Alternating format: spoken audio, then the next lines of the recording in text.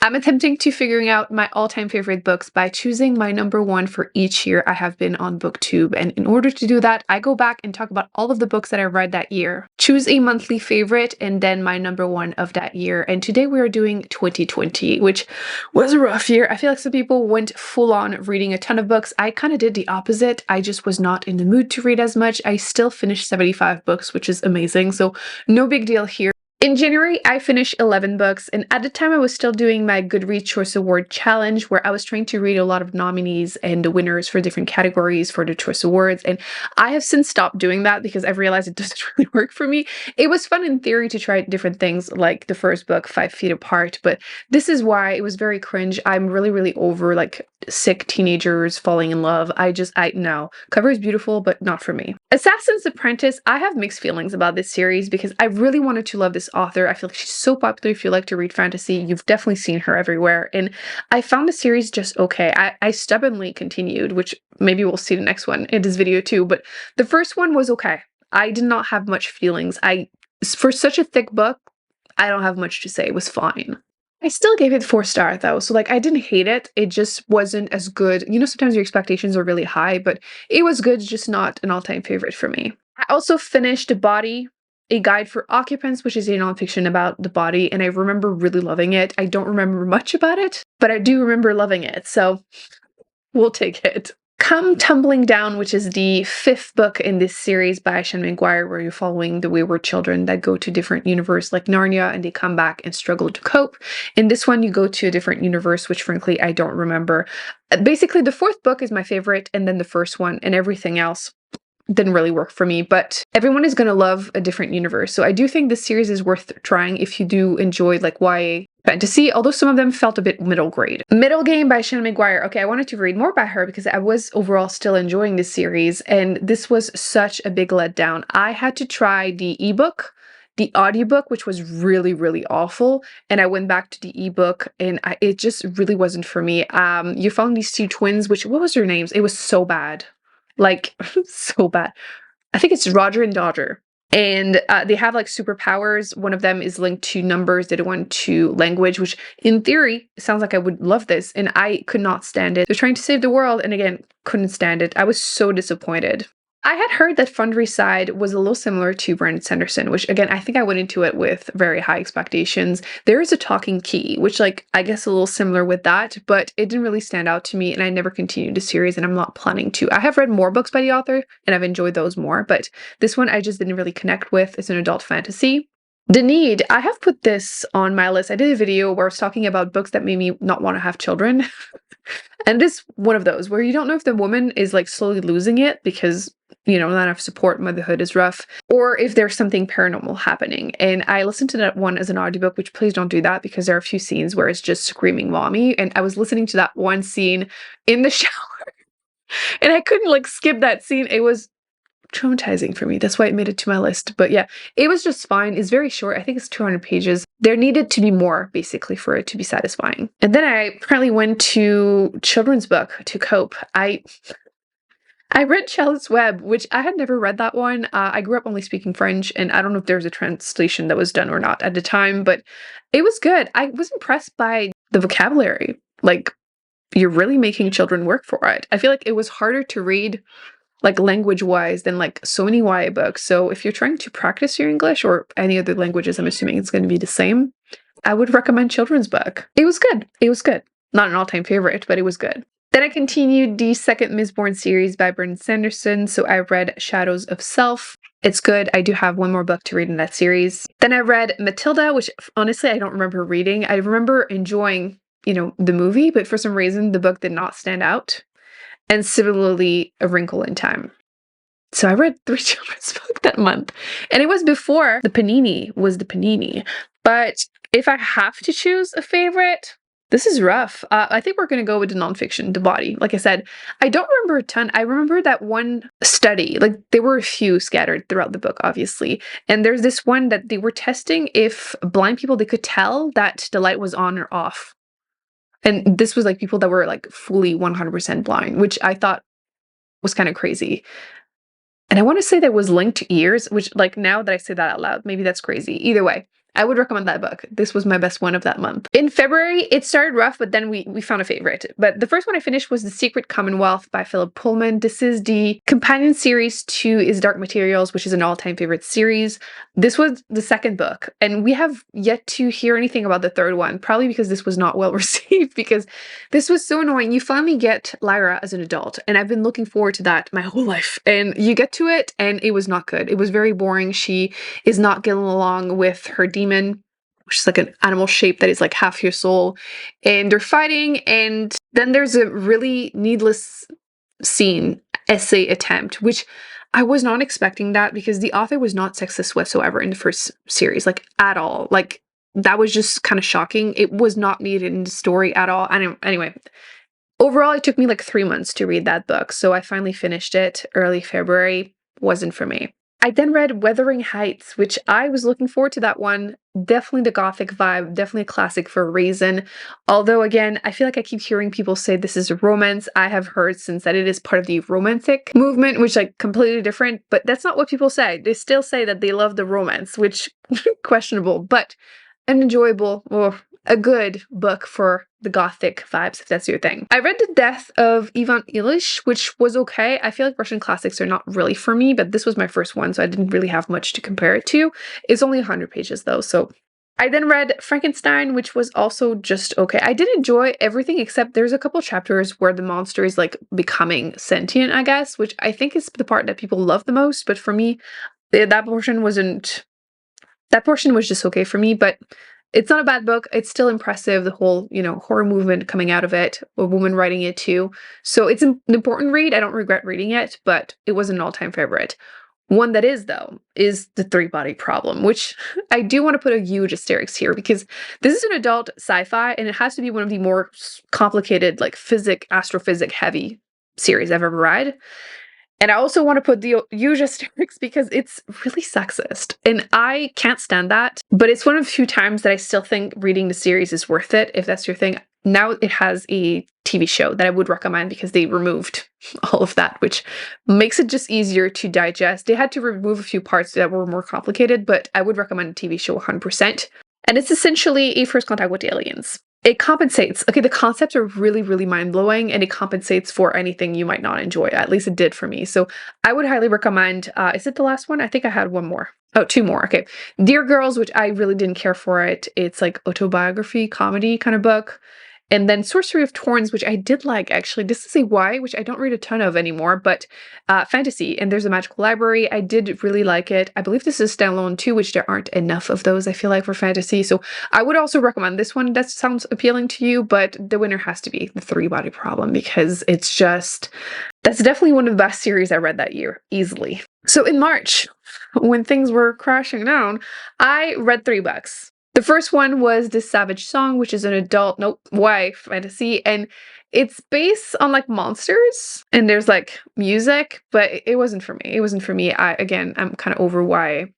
Clearly, to lighten the mood, I decided to listen to the audiobook Invisible Women, which is a nonfiction about data bias, and it's an incredibly frustrating read, but it's an amazing read too. It was really, really interesting how basically everything is sexist. The fact that cars are not safe for women, like seat belts are not made for us. It could be about the fact that money in the US, for example, is all men that were on the paper bills. It's just a lot of information like that. It was really eye-opening, but yeah, it's not a light read, but I would highly recommend it still. And then I read 8 Perfect Murders by Peter Swanson, which was okay. It's basically a main character has written a blog with a bunch of 8 perfect murders, and someone is recreating them. So of course the police start thinking, is this you? So not a bad book. It wasn't my favorite by him, but it's definitely not his worst. So the best one will have to go to Invisible Women. In April, I finished 4. The first one was Starsight by Brandon Sanderson. This is a YA sci-fi series. This is the second book, and I did really enjoy this, even though it was YA. I feel like I'm complaining about YA, but like some of them are still worth it, but like in general, they tend to have some weaknesses that at this point annoy me. Like I'm at the point where I want them to just talk to an adult half the time. But in this one, sci-fi, first contact with aliens, I guess. I can't say too much because it is the second book, but the world becomes bigger. There's a lot of political intrigue, and I enjoyed Doomslug. There you go. I can't believe I forgot. The Slug, of course, the best character. This Is Going to Hurt is a nonfiction about this author's experience as a resident in the UK, and I think this was actually also made into a TV show, and I did enjoy it. The Bands of Mourning by Brandon Sanderson. This is the third book in that series. I only have the fourth one to read, so I haven't continued since. Oh my god. It's been 4 years? Almost 5? Oh, this is bad. But I do enjoy this series. It's not as serious, I feel like, as the first Mistborn series. That one is like a classic adult fantasy series, and this one is more like murder mystery, a little bit detective. The two main characters are funny. Like, it feels just lighter, but I'm not as emotionally invested. I still think it's interesting to see how the magic system is affected by the evolution of like technology. Now they have guns, which they didn't prior to this. It was more like middle age. Detective pew-pews and how some people can push or pull on metal. So of course, guns, that's going to affect that. So I did enjoy it though, but I do need to continue because that's terrible. 5 years, Emily. Damn. And the last book I read that month, and the winner will have to go to The Dark Forest, which is book 2 in the sci-fi series, as was mentioning. This one is the worst one in terms of sexism. Literally half the book is about this character's perfect wife or ideal woman who is basically a child, which listen, I understand cultural differences, but I don't care. I don't care. I don't need half the book to be about how childlike she is. But again, the concepts, which like, I know, but this was a 5-star because the concepts. I'm looking forward to actually see how this is going to be becoming a TV show also the second season. But yeah, you're warned though. But yeah. In May, I finished 3.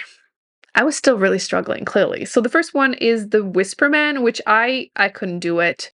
I feel like horror books that follow children can be really hit and miss, and I very early on found out it was not going to be for me. And then I listened to Over the Top, which is a nonfiction and more autobiographical. And I picked this up just because of the Goodreads Choice Award, not gonna lie. But I had seen Jonathan in Queer Eye, which was cute, obviously, so I wanted to try more. It was fine. It was fine. So the best one has to be the only other book in that list, and it is Royal Assassin, which is book 2 in this Robin Hobb series, which, again, I didn't hate it. I feel like when I describe it, it makes it sound like they're terrible, but like they're like 3-4 star. They're fine. It's just that I thought I was going to love this series, and I feel like I never think about it. In June, I finished 5. The first one was Such a Fun Age, which was from the Goodreads Choice Award. It was good, like social commentary. It's an adult contemporary, and it deals with classism, racism, and it was interesting. But it can't win because I then read To Be Thought Unfortunate by Becky Chambers, which is one of my favorite authors, and I think this is my number 1 best book by her. She tends to write wholesome sci-fi, but not this one. Well, it's an adult sci-fi, yes, but it's not wholesome. It is not wholesome. So of course it's going to be my favorite. They're all very short too. They're usually quick reads, and I do think this one is worth it. Actually, I think same year I did reread it. And I never read books, especially back-to-back like this, but when I do, you know it's a favorite. So this one, you're following a group of astronauts, I believe they're 4, and they're sent to try to look for signs of life in this solar system. So they go through a few planets and moons, again, a few years, and the book is like 100, 200 pages. And if you're looking to read more books with some great representation, she tends to just include it. It's not even really mentioned in the book, so you have that to look forward to. But yeah, this is 5-star, of course. This is How You Lose the Time War. I thought I was going to like this more than I did. It's an adult sci-fi where the writing is extremely lyrical. So if you like that kind of writing, this is going to be your jam. You're following these 2 time traveling spies that are leaving each other love letters, which that could sound interesting, but the writing just was okay for me. Red, White, and Royal Blue. I read this because of the Goodreads Choice Award. It's a YA romance. It was fine. It was cute, but it just wasn't a favorite. And then The Nickel Boys, which for some reason I haven't thought about that book since, but I did enjoy it. It's more historical fiction than what I usually go for, but it was definitely super impactful and also short. The end of the year is approaching, so if you're looking for quick ones. So like I said, the favorite has to be Becky Chambers, of course. In July, I also finished 5 books. The first one was Death's End, which is the last book in this sci-fi, adult sci-fi, heavy sci-fi series, which I read them so close to each other that this is how you know that I was loving it, because I don't often do this. I wait too long in between series, but this was a 5-star. I enjoyed it. The ending was just so heavy, but again, it was great. And there was still some sexism, mostly judging futuristic men as too feminine, which, like, if I were to meet the author, but the concepts made me look past it. So yeah, I haven't read anything else quite like this. I know a lot of people are looking for that. I can't really help.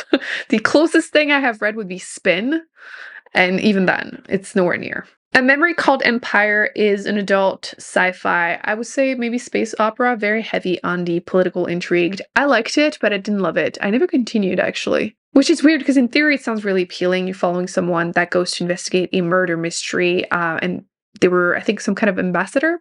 In theory it sounds cool, but I just found it okay. The Unseen World, I had seen this book going around. I haven't seen someone talk about it since. It's more of a contemporary, about some secrets, the past, the child. It was fine, forgettable. So that's Anne Cannot Win, because A Way of Kings is here. And this is the most epic series by Brandon Sanderson. I am not done yet with the Stormlight Archive series, but this is such a strong beginning. I don't recommend it. I know a lot of people ask, should I start with this? I haven't read fantasy. Please don't do that. I mean, you could, but please don't do that. It is so heavy on the world building. You're following these, I think, 4 main point of views. It's very heavy. It's very intricate. It's super interesting magical system, but it's really overwhelming. So not your first one, hopefully, but I would highly recommend this. So this is the winner for this month, even though I have one more book to talk about. This is clearly the winner. The Book Thief is a World War II historical fiction. I don't even want to talk about those anymore. I thought I was going to love this because the narration is through the eyes of death, which, like, I love that premise, but it was just okay for me. So yeah, The Way of King. In August, I finished 8. We were improving. The first one is The Girl in the Stars, which I did not like. It felt like a prologue. Nothing was happening. It's an adult fantasy series that is part of the same universe as another series that I've read by Mark Lawrence, and I did not continue because, again, it was... I don't like whenever you read a book and it's like 300 pages and it feels like, especially fantasy, 300 is not big for fantasy. And when it feels like it's just a prologue and it's just like, just to publish something, it just annoys me eventually. So I didn't continue. I then attempted to read a classic sci-fi. I read 2001, A Space Odyssey, and it was just okay. I feel like as much as I like to get to really popular books, sometimes you have high expectations and they're fine. It didn't really stand out to me. Imaginary Friend was another horror book that I gave up on. It just wasn't for me. Also, I think it was more like religious and, again, around children. I might be wrong, but I just wasn't feeling it, and I was starting to learn to respect that feeling so I wouldn't get in a reading slump. I did enjoy Children of Ruin, which is book 2 after Children of Time, which is an adult sci-fi first contact with aliens. Without spoiling anything, you encounter a second type of aliens. It was good. It was good. Leviathan Wakes. Okay, I have such mixed feelings about this because I also thought I was going to love it. And sometimes you start wondering, is it my mood? Because I was not feeling great, obviously. That was affecting my enjoyment of so many popular books. But I think it's just because people become afraid to say that they don't like something. Because when I finally admit that I didn't care for something popular, that's when everyone is like relieved in the comment section. I thought I was going to love this and I hated it. A lot of it is like, it's a space opera. I've heard great things about the TV show. I haven't tried it, but it's very much like cop talk, which not my jam. And then there were a few sentences that made me pause the audiobook. So I would get the physical book so I could put a post-it so I could tell you how bad it was, which actually, let me say it again because I will never get tired of complaining about that one. The Moon itself, Phoebe filled the frame, turning slowly to show all sides like a prostitute at a cheap brothel. Those are the moments you're like, was that necessary? Was that necessary? This is what I mean by like cop talk. This is the narration, not the actual cops. But like, the adventure was fine, but like I just kept pausing in moments like that, and I just realized that I wasn't the target audience, which is okay too. So I just gave up on the series. The Name of the Wind. Okay, let's talk about the series. The first book, adult fantasy. I was also very excited for the series because it was so popular, and I was worried at this point after disliking so many popular ones that this one wasn't going to work. But I did give this one 5-star, and I did enjoy it.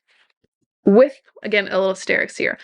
I feel like a lot of people had issues with the main character, the way he's basically retelling his whole life story in 3 days, and each book is a day. In the first book, he's talking when he's very young, he's going to this magical school, and he's definitely full of himself. But I saw it as a narration of him judging his past self, so I was looking past a lot. I loved, again, the magical school portion. I loved the writing. I didn't care for the romance. It wasn't a huge part of the first book, mostly just the last bit. And I didn't really care for where the story was going, that second part. But again, the first 3/4 of the book, easiest 5 stars. So I decided to just go for it, and I enjoyed it. Things changed for the second book, but we're not talking about that now. Across the Green Grass Fields by Shannon McGuire. I think this is the last one I read in that series. This one was definitely middle grade. It was not for me. It was fine, like no hard feelings, like cute lessons for a child, but I just don't enjoy those. And Wanderers, I didn't look at the cover, just the name, and mixed it with something else. I'm just going to say that this is a post-apocalyptic book that is 30 hours long as an audiobook. I tried it twice from the library and I just couldn't finish it. It just wasn't for me. Starts good, but then gets boring very quickly. So much walking. In September, I also finished 8 books. The first one was Home Before Dark by Riley Sager. He writes thrillers that tend to contain really stupid female characters. I was really starting to lose interest in him with this one. It wasn't that bad. I did overall enjoy it. It's like horror house, haunted house. Main character gets this house from her family and starts remembering that they fled that house when they were living there when she was young, something like that. My main issue with it was the ending, which may or may not work for you. And the main female character, again, just annoying me. Like, her neighbor comes to ask if she wants help, and she's like, I'm an independent woman. She's just written so badly. But the book was okay. It was not his worst, for sure. Assassin's Quest, the last book in that Robin Hobb series. I was trying. It's a thick one too, but it was also just okay. I haven't read anything else by her since, so. Midnight Sun. Oh my gosh, this was something. I did vlog this. I'm a little scarred, but I can't help it. Twilight is just Twilight. This is Twilight written from the point of view of Edward, and it is as bad as you think it was going to be. He has issues. He's so much worse than I thought. You do get a bit of backstory of other characters, though. That part was interesting, but yeah, it's clearly not the best book of 2020. Rebecca, another classic, gothic classic, and it was also just okay for me. The Invisible Life of Asie Larue, I loved. 2020, I can't believe it's been so long. I think this is her best writing. Main character is born like 300 years ago or something, and she's supposed to get married. She doesn't want to, so she runs away. And she makes a deal with a spirit in the forest, you know, the devil. And obviously she gets tricked. She will live forever and escape it. And she escapes because nobody remembers her as soon as she leaves the room. So obviously that affects her life. And one day she meets someone that might be remembering her. So that was cute. Love that. A Beautifully Foolish Endeavor. This is the second book in this Why Sci-Fi First Contact with Aliens series. I didn't like it as much as book one. Book one was great, but this one you're following the point of view of everyone else instead of the main character, which I didn't really care for. Before I go to sleep, I had seen the movie of that years ago and then read the book when I thought I had forgotten enough, which I had. I still feel like I forgot enough so I could reread it because I can't remember. The main character, she doesn't remember. She wakes up not remember who she is, if her husband is her husband, because one day someone shows up and tells her husband is not her husband, and like things are weird, and I did like that overall. The Chain is a book that has a really great premise, and then the second half happens. So basically, it's a chain of people having to kidnap another child to save their own child that was kidnapped. Things happen. So the first half was good, and then the second half became too big. I feel like the author struggled to just contain the story and wrap it up. So it was okay. And I think that's it for that month. So the best one has to be, yeah, The Invisible Life by Zeri. Yeah, that's the best one. In October, I finished 9 books. The first one was How to Be a Night... Oh my god, I read it quickly and I thought it said Antichrist. I was like, what was that? How to Be an Anti-Racist. This was a nonfiction, obviously, about racism. I did like that one. Would recommend. Will My Cat Eat My Eyeballs? Which is a bunch of questions about that. I thought the premise sounded really intriguing. Was also part of the Goodreads Choice Award, actually. And my only issue with it is that it's for children. I didn't know that before going into it, so I was a little disappointed, but it's still overall interesting. The Devil at Dark Water. I wanted to read more by the author. He wrote The 7.5 Deaths of Evelyn Hardcastle, if you've seen that one. And this one is also similar in the sense that I found the journey more interesting than the ending, but it's still interesting. Basically, a murder mystery on a boat, so it has to be someone. My Sister, the Serial Killer. This is a really interesting book. However, it's too short. I think it was like 200 pages, and it felt unsatisfying. Like, I wanted more in there, and obviously the title kind of tells you everything you need to know. The Midnight Library by Matt Haig. I know some people have some issues with this book, but I personally really loved it. The main character is very depressed. She attempts and she ends up in between life and death, and she goes to the Midnight Library where she gets to try different books that are different versions, possible versions of her life. So she kind of gets to see if she has made the right choices. It talks about regrets, depression, and I always need to say that the ending sounded like it was going to go in a direction that I would have hated because I get so many questions about that. But then it doesn't, so I'm okay with it. I'm okay with it. I almost hated it, but I didn't. So that was a 5-star. The Starless Sea, I have given up on the author after this one. I compared this to video of a raccoon that ends up with cotton candy, puts it in water, and then it just fully dissolves. This is how it feels to read her books. They're beautiful, fluffy, enjoyable to look at, but then you read it and you're left with absolutely no substance. It sounds so mean, but her writing is so beautiful, but I can't stand her stories. Nothing happens. Mexican Gothic was another Gothic vibe kind of book. I think this one is why. I feel like it's not labeled that. It's definitely feeling like that. It was just okay. To Sleep in a Sea of Stars was not for me. I gave up on that one. It was way too long. I think it's 800 pages, and there needed to be like 200 pages less. And while it wasn't a bad book, like I was enjoying it, there were things that kept annoying me over and over again. Like it literally starts with the main female character being like possessed by an alien, and it decides to repair her reproductive system so she can have babies. That was already. Then I read Normal People, and very unpopular opinion, I hated that. This is one of the worst books I have read. I was incredibly bored, and I know people watched the show and love that, but the book was really, really bad. So not for me. So the favorite has to obviously be The Midnight Library. I feel like I'm kind of harsh in my reviews, but keep in mind, I read these 4 years ago, and I'm just remembering the bits that are important.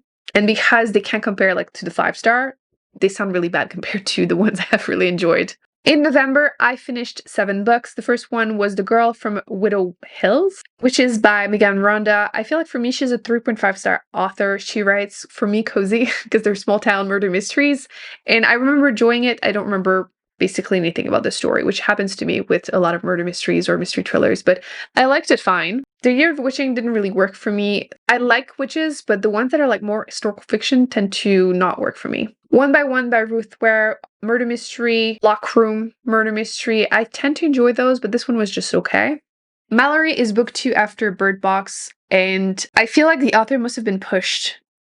I don't know, for more money, the publisher pushing, I don't know, but this was not needed. It was not good. With Malice, super popular YA mystery, I guess. It wasn't for me also. Again, I've since learned why in general is not for me anymore. Gideon the Knight has to be one of the weirdest books I have read. It's described as like lesbian necromancers. It's like sci-fi fantasy, and I need to continue the series. I can't believe it's been, again, 4 years. But I did enjoy it. It's hard to follow. And then last but not least for that month, I finished The Uninhabitable Earth, Life After Warming. It's about climate change, and it's surprisingly hopeful. So if you're very depressed about the whole thing and you still want to inform yourself, it's not the worst way to go about it. I want to read more about the topic, but yeah, this one was really more optimistic than I expected. So the best one has to be Gideon the Knight. And last but not least, for December, I finished 5 books. The first one was The House in the Cerulean Sea, which is a very cozy, hopeful, wholesome fantasy.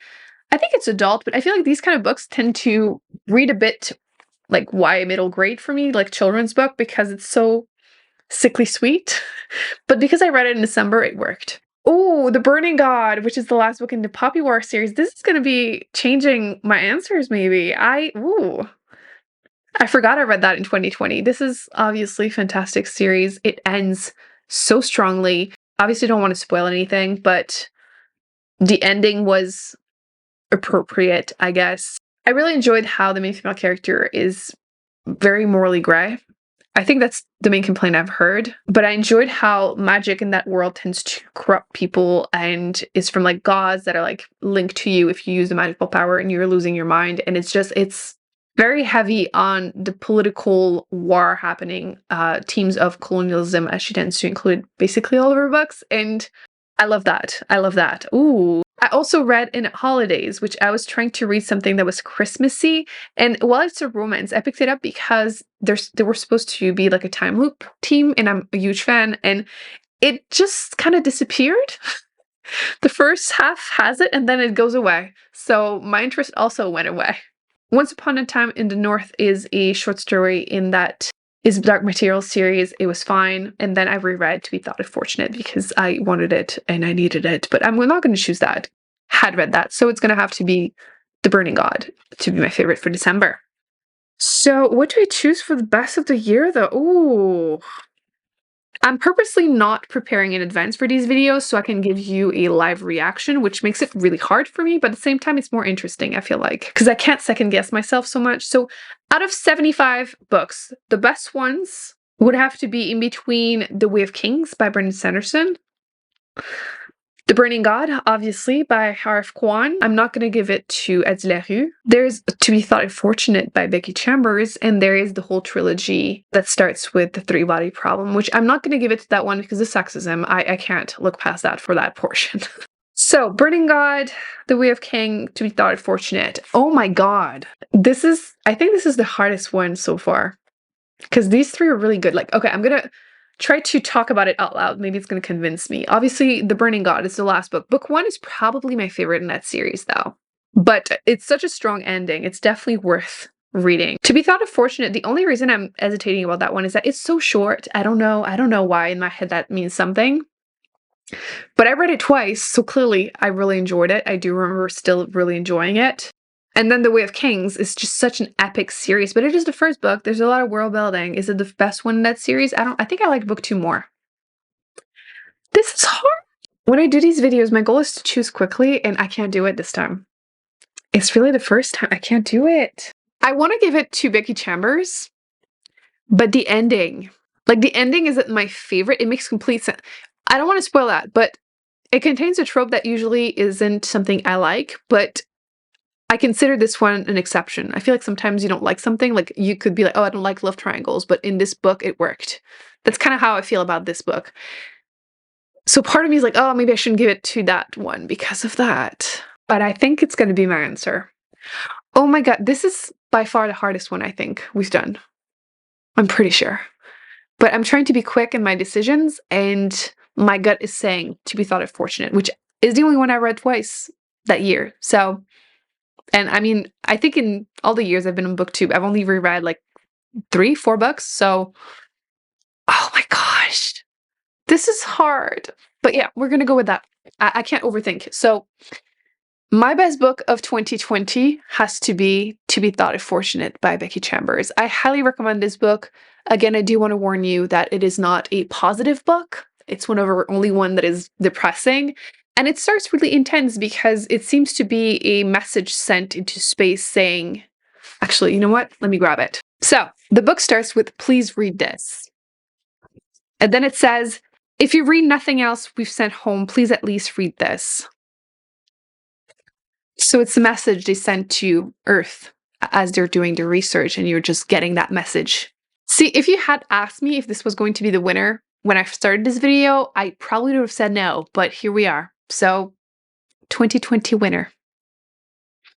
Damn, okay. I hope you have been enjoying this series. We are not done. And whenever the next one is available, it will be on the screen. I'm taking a little break for the holidays. But ultimately, we're going to go through all the years that I have been on Booktube and then choose my official best all-time favorite books. Maybe I'll do the little bingo card so you can read those if you want to, or you will have my official list, and then I can finally make a list also of the ones I do want to reread. Because I never reread books, and I feel like some of them it's been so long that I've forgotten, and I've been recommending them a lot, so I feel like I should get the little refresher. I'll put the other videos on the screen. I'll put the playlist in the description box along with some of the best ones that I've read that year, so you can check those out if you want to, and I will see you in my next video. Bye. This is so hard. A lot of fun, but so hard.